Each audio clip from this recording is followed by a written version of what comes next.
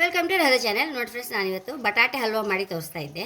ನೋಡಿ, ಒಂದು ಬಟಾಟೆ ಬೇಯಿಸಿಟ್ಕೊಂಡಿದೆ. ಇದನ್ನು ಸೊಲ್ಕೊಂಡು ಇದಕ್ಕೆ ಹಾಕೊಂಬ ಸರಿ ಮ್ಯಾಶ್ ಮಾಡ್ಕೊಂಬ. ಇದನ್ನು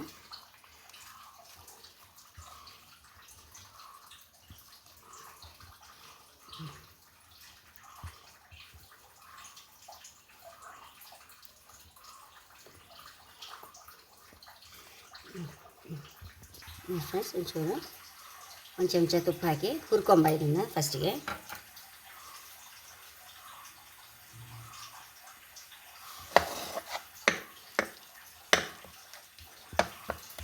ಸ್ವಲ್ಪ ಬಟಾಟೆ ವಾಸನೆ ಹೋಗುವಷ್ಟು ಹುರ್ಕೊಳ್ತಿದ್ದಾನೆ. ಫ್ರೆಂಡ್ಸ್, ಬಟಾಟೆ ಹಸಿ ವಾಸನೆ ಎಲ್ಲ ಹೋಯ್ತು. ಈಗ ಒಂಥರ ಬಟಾಟೆ ಸ್ಮೆಲ್ ಇರುತ್ತಲ್ಲ, ನಾವು ಹೀಗೆ ಹುರಿದು ಮಾಡಿದ್ರಿಂದ ಖಂಡಿತ ಹಲ್ವಾ ಆದಮೇಲೆ ಅದು ಯಾವುದ್ರದ್ದು ಹಲ್ವ ಹೇಳಿ ಯಾರಿಗೂ ಸಹ ಹೇಳಲಿಕ್ಕೆ ಆಗೋದಿಲ್ಲ ಫ್ರೆಂಡ್ಸ್, ಅಷ್ಟು ಟೇಸ್ಟ್ ಆಗುತ್ತೆ ಇದು. ನೋಡಿ, ಕರೆಕ್ಟ್ ಹೀಗೆ ಹುರ್ಕೊಂಡ್ಮೇಲೆ ಎಷ್ಟು ಇತ್ತು ಬಟಾಟೆ ಅಷ್ಟೇ ಸಕ್ಕರೆ ಹಾಕಂటే ಸರ್. 1 ಕಪ್ ಅಪ್ಪಷ್ಟು ಇತ್ತು, 1 ಕಪ್ ಅಪ್ಪಷ್ಟು ಸಕ್ಕರೆ ಹಾಕಂತ ಇದ್ದೆ ನಾನು. ನೋಡಿ ಫ್ರೆಂಡ್ಸ್, ಒಂಚೂರು ಕೇಸರಿ ಸಹ ಮಿಕ್ಸ್ ಮಾಡಿ ಇಟ್ಕೊಂಡು ಅದನ್ನು ಸಹ ಹಾಕಂತ ಇದ್ದೆ. ಇನ್ನು ಸರಿ ಹಲ್ವಾ ಗಟ್ಟಿಯಾಗುವಾಗ ತೋರಿಸ್ದೆ. ಆಲ್ಮೋಸ್ಟ್ ಆಗ್ತಾ ಬಂತು, ಪಾಸೆ ಬಿಡ್ತಾ ಇತ್ತಲ್ಲ. ಈಗ ಈ ಟೈಮಲ್ಲಿ ನಾವು ಗೇರು ಬೀಜ ಎಲ್ಲ ಫ್ರೈ ಮಾಡಿ ಹಾಕೊಂಡು ಬಿಡುವ ಫ್ರೆಂಡ್ಸ್.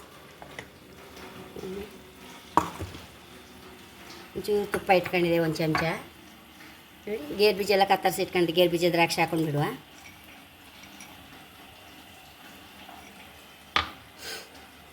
ನೋಡಿ ಫ್ರೆಂಡ್ಸ್, ಇದು ರೋಸ್ಟ್ ಆಯ್ತಲ್ಲ, ಒಂಚೂರು ಏಲಕ್ಕಿ ಹೊಡಿಸಿ ಹಾಕೊಂಡು ಬಿಡುವ ಇದಕ್ಕೆ. ಇದಕ್ಕೆ ಕೂಡ ಹಾಕೊಂತ ಇದ್ದೆ.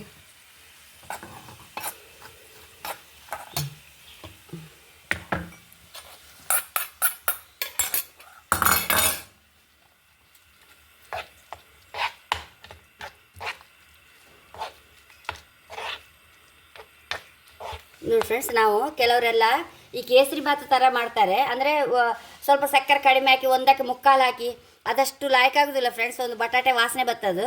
ನೋಡಿ, ನಾನು ಒಂದು ಕಪ್ ಬಟಾಟೆ ಕಪ್ಪಿಗೆ ಬೇಯಿಸಿದ್ದು ಸಿಪ್ಪೆ ತೆಗೆದದ್ದು 1 ಕಪ್ ಮಾಡಿ ಇತ್ತಲ್ಲ, ಅದಕ್ಕೆ ಫುಲ್ಲು 1 ಕಪ್ ಸಕ್ಕರೆ ಹಾಕಿಬಿಟ್ಟೆ ಫ್ರೆಂಡ್ಸ್. ಒಂಚೂರು ಹೆಚ್ಚಾರು ಅಡ್ಡಿಲ್ಲ, ಕಡಿಮೆ ಹಾಕಿರೋ ಅಷ್ಟು ಲಾಯ್ಕಾತಿಲ್ಲ, ಬಟಾಟೆ ವಾಸನೆ ಬತ್ತು. ಇದೀಗ ಎಂಥ ಹಲ್ವೆ ಸಹ ಹೇಳಲಿಕ್ಕೆ ಆಗೋದಿಲ್ಲ ಫ್ರೆಂಡ್ಸ್, ಅಷ್ಟು ರುಚಿಯಾಗಿದೆ ಇದು. ಇದನ್ನೀಗ ಒಂದು ಬೌಲಿಗೆ ಟ್ರಾನ್ಸ್ಫರ್ ಮಾಡುವ.